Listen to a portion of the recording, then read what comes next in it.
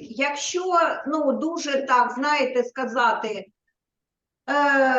суворо по відношенні України, то як нам надихатися і створювати оці творчі проекти, коли ти знаєш, що кожної хвилини в твій дім або на твою роботу може прилетіти російська ракета? So we try to find the answer for the question how we can inspire for our creative project while the Russian rockets can bomb our home. І я хочу, використовуючи зараз дуже поширений формат, коли доповідачі, не маючи змогу з причини територіальної і часової різниці бути присутніми на конференції. And I want to use the format when the presenter can't be present physically in the conference due to different reasons, including time difference, the difference in the time zone. Записують свою доповідь, надсилають нам її, а ми перекладаємо і вносимо субтитри. Record the video and we add the subtitle to this video. От до таких наших доповідачів, які фізично знаходяться в Канаді, і це Алан Левін, це дуже ключова фігура у найбільшій у світі конференції з відкритої освіти, і він же представляє Open Education Global, бо він керує медіа. So such presenter is our colleague from the Canada. He is the key speaker or top speaker on the subject of open science. Алан досліджує людські історії, в якому б напрямі не були і не працювали герої цих історій, які є в основному переможцями в різних номінаціях, як я сказала, найбільшої в світі конференції з відкритої освіти.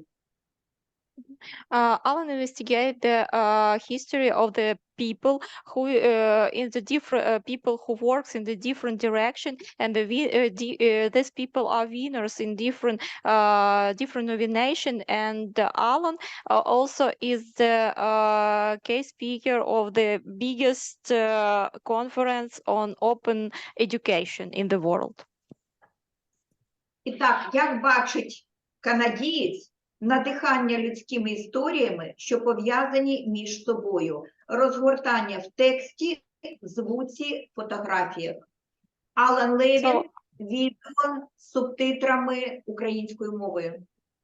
So, inspired by human connective stories unfolding in text, sound, photographs, Dr. Alan Levine with video with subtitle.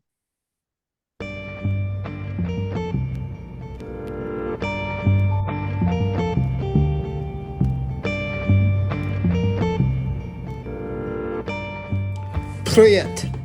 How is my accent? Hello, I am Alan Levine, and I am humbled to be speaking to a library conference in Dnipro about being inspired through disruption of crisis. I speak to people who have lived experiences in this. I come far away from you, from a place of utmost safety here in central Canada. I grew up in similar safety, very far from war, trouble, on the eastern seaboard of the United States. My grandparents and great-grandparents fled the violence of Eastern Europe to make new lives for later generations, suffered hardships, violence, but they survived. My mother grew up in the Depression era. My image of the time was influenced by grim photographs and history books. Yet when I asked her what it was like, she described it as joyous, playful, as she was young and felt safe by her parents. These human stories ones I can see people and places are to me more illuminating than a broad sweep of textbook history. And so I've had a long-standing interest in storytelling in often simple forms, maybe just a picture or just in sounds, but also enabled by the ways they can be shared via the internet, enabling what might never have been possible before. And now, please bear with me for a minor diversion, an attempt to demonstrate the point I am hoping to make in this talk. I look out my window to see in my front yard a large, wide-spreading tree with sprawling large branches, a prairie poplar, noticing how the wind gently shakes all of the yellowing autumn leaves. Beyond a thick hedge of caragana bushes, I see the shimmering tops of our natural prairie grass, and beyond, calmness of tilled agricultural fields beyond. These are words I have written in text. Alone, they might generate an image in your mind. That's what our brains do well. They weave our own experiences, understandings of things in the world. They generate an internal image the words suggest. Or you could create comparisons between the places you know and the places you live. Next, you hear my audio, my own voice trying to paint the feeling of this scene. Perhaps I open the window and allow you to maybe hear the sound of the wind in the trees. This adds maybe more layers to our understanding of someone else's place in the world. And then next, I might share a photograph looking out the window. And there you would see not only the tree, but perhaps my cat jumps into the frame. Or you may notice a hammock, a place for contemplation under the tree. These personal elements change the photograph from more than a depiction of an object into something with human connections. Each element I add ideally creates a more human connected experience to another location in the world, one I may never get to see in person, and ideally allows you to feel more from it than the facts from, say, the Wikipedia entry about that particular tree species. Enough about the tree. I am humbled to try to think what I can tell you here from my safe location with a view of a tree that is relevant to librarians and educators gathered in Ypres for a conference about knowledge in a time of crisis. Actually, I have little to tell you who have lived through so much. I can only share as a recipient of inspiration from stories of the resilience of Ukrainian educators. And this was made possible by being part of a network of generous colleagues who initiated a path by which I got to appreciate a single human window into the experience of the Ukraine war that folded first in text, then voice, and later in photos. It is this progression I find compelling. So here we witness the news of the February 24th, 2022 Russian invasion through news reports, social media. My wife's family is among many here who are from families of Ukrainian immigrants to this part of Canada. As horrible as the act of war was, I'm rather ashamed to say, being so far away, without much of a connection, I didn't give the war full attention. But other educators were considering the implications of this war and what it meant for students. Just a week later, in the OEG Connect online discussion space for open educators, a colleague from Norway wrote an open call for open educational resources in Ukrainian to help support this anticipated wave of refugees. Responses came with suggested links, offers to help, possible sources of support, all very positive. But what stood out for me was a personal story, a message from a colleague who's well known here, Paula Corti. Hi, Paula. She wrote, I am in contact with one of our ENOEL members. She lives in Dnipro, lately in the basement of her home with family members, grandchildren and daughters-in-law. Here's what she wrote to me in one of her last messages. Ukrainian librarians, despite often unbearable conditions, continue to work remotely and physically in their institutions if possible. But we are still working in groups of volunteers. We bake pies, weave camouflage nets, help people in need get medicine, clothes, water, food. There's enough work for everyone. Of course, as far as possible, in the conditions of frequent lack of electricity, communications, air raids, and missile attacks, we continue our library work. These words create a story at the human level. We continue our library work. That says so much in just words. I might add that language is not really a total barrier for communication. While imperfect, the fact we can, at least through software tools, read and reply text in a language you do not speak makes it possible to have conversations. And these words are from someone I do not have to introduce to you here, but this was a new connection for me at the time. Tatiana Kolesnikova at the Scientific Library of the Ukrainian State University of Science and Technologies. Tatiana. 3 months later, Paula again shared with our community a letter from Tatiana titled Open Educational Developments in Ukraine in Times of Crisis, A Librarian's Perspective, with the most interesting subtitle, Almost a Confession. Her words open up even more the real inspiration at work. She is one of many who leaped into action from basements and bomb shelters, equipped with mobile phones, crisis plans, and strong hearts. Quote, we managed to overcome the fear, the despair, the confusion from those first few days, thanks to family as friends, as well as thanks to work. When you do something for others, it gives meaning to life and helps you move on. Whoa. It was more than fitting that our organization's Open Education Award for Resilience went to Tatiana Kolesnikova and her colleagues. And here is where my understanding of the invasion experience and feats of facing disruption opened up so much more, as I had the opportunity in March 2023 to record a conversation with Tatiana, along with library colleagues Paula Corti and Mira Buzuk for a podcast. Згадувати про це вже от на сьогодні, через рік, після того, як почалася ця страшна... Thinking about it now, reminiscing about it now, a year on, is a little bit easier than it was just a year ago, because by now, Ukrainian librarians in particular have come to terms with the new reality of living under constant threat of air raid attacks, air raid alarms, hiding in bomb shelters, and so on. They have adjusted in their own way. She can think back and she can go back in her thoughts to those more peaceful times. Hearing the story in Tatiana's voice and deftly translated by Mira in real time again set the story in a person's experience. I have to say that the process of speaking through translation is unique, and first listening to the tone and emotion in a language I do not understand gives us time to really appreciate the intensity of the story. Plus, Tatiana warmly responded at my offering of one word of Ukrainian I know from my wife's family, the toast of Dai Boja, which I know as to life.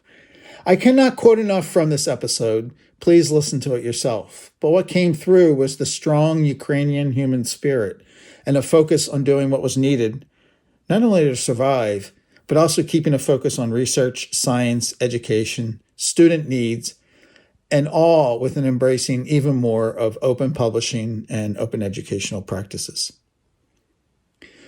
For some reason, one small bit from this podcast stayed with me when Tatiana described, just 3 weeks after the bombs fell in Dnipro, how one researcher messaged. Ну, от, да. І головне, що от знаходились такі крейзі викладачі, які писали And at the same time, they continued providing services to others. So they were crazy. There were crazy enough researchers, as Tatiana calls them, who were emailing them 10 days into the war saying, hey, are you still providing research support, publishing support? We'd like to submit an article into the Science and Transport Progress Journal. That's the journal the libraries maintain. So they were on the deadline, and they were still keeping in touch and doing business as usual, despite all the other circumstances. I had parts of this story first in words, then in spoken voice, yet I still didn't have too many visual images. What kind of place was Dnipro in its regional setting? What did the university look like? And the people performing this remarkable work? A short time later, Tatiana, Paula, and Mira presented online at the OER 23 conference, and I can see images that fill the story even more. I see a photo of prairie grass that could be the same field right outside my door. Plus, now I see photos of people, librarians, teachers, staff who perform these grave acts I had read and listened to, but seeing the photos now wove all the story elements together at a human level. This might sound very trivial, that being able to read words, hear voices, and see photos makes for a story. In terms of communication in media forms, naturally it seems that maybe video might relay the most information. But for generating connection, empathy, I believe it's the human capacity to create visuals from words or to develop what a voice sounds like from reading dialogue that we will, in these spaces with our own experiences and understanding, we look for things that are common and also different. They make for questions, curious. And all of these, at least for me, work better at creating an understanding from different media elements that adds to a human story. And this is all well at work at this conference, as I've been watching the Residents of Heroes videos, where we can learn about speakers at a very human level. This is something not done at all conferences. As I watch the introductions to these videos, again hosted by Tatiana, I'm seeing her in a room.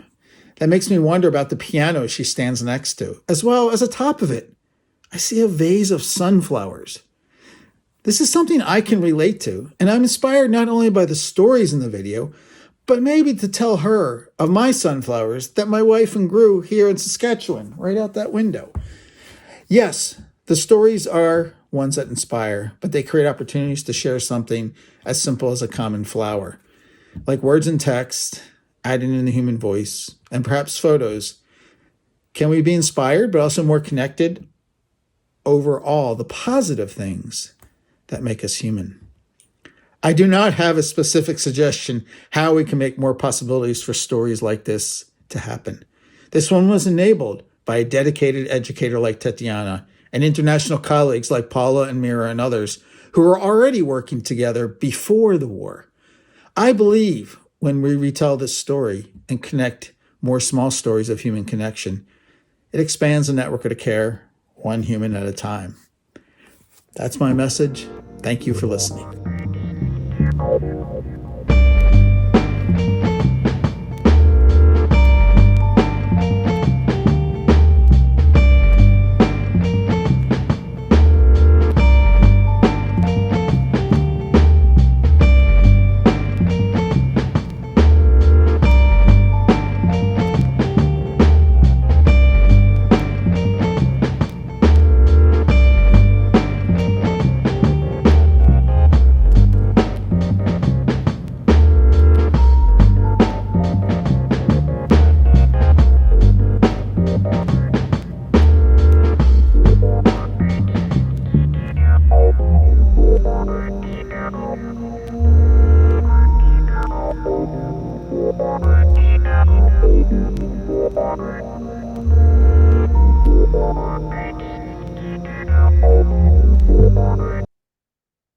Дякую, Алане, щиро дякую. Наприкінці ми можемо бачити блог, посилання на нього, який веде Алан в такій, знаєте, театральній формі з розказуванням, голосом, фотографіями, сюжетами, невеличкими відео про людей, які брали участь в найбільшій глобальній конференції з відкритості, ну і тому стали героєм. Його відео. At the end, thank you very much. First of all, thank you very much, Alan, for this video. So at the end of the Alan presentation, we can see a blog, Alan's blog, that Alan keeps in a theatrical form about the people who participate in the conference, the biggest conference, as I already mentioned, about open education.